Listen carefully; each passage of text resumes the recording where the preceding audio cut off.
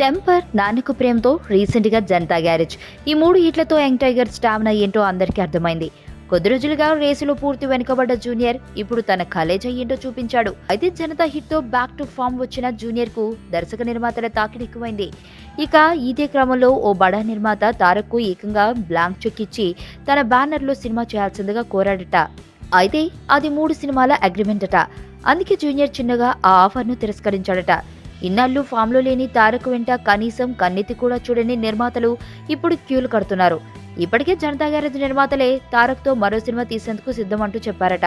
మరి జూనియర్ తో 3 సినిమాలకు గాను బ్లాంక్ చెక్ ఇచ్చిన నిర్మాత ఎవరు అన్నది ఇంకా తెలియలేదు. ఇన్నాళ్ళు 50 కోట్ల మార్కెట్ ని దాటలేని జూనియర్ నాన్నకు ప్రేమతో సినిమాతో ఆ ఫీట్ సాధించాడు. ఇప్పుడు ఏకంగా 100 కోట్లకు టార్గెట్ ఫిక్స్ చేశాడు. జనతా గ్యారేజ్ టోటల్ గా గ్రాస్ 130 కోట్లని దాటేసింది.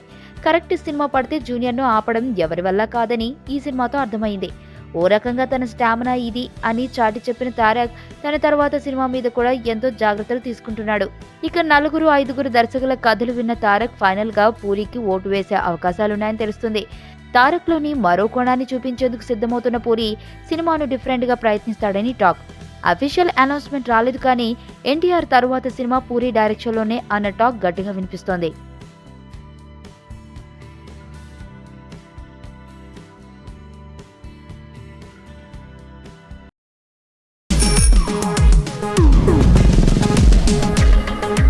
ప్రపంచంలో ప్రతి ప్రేమ కథ మధురంగా ఉంటుంది. మనది మనకు మరీ అద్భుతంగా ఉంటుంది. నా ఫీలింగ్స్ ఎక్స్ప్రెషన్స్ అన్నీ పేపర్ మీద రాసి తనకి ఇస్తాను రా. అవసరమా రా ఇదంతా? ఇన్ఫాచ్యువేషన్ రా. రే, అమ్మాయిని చూసిన వెంటనే అలా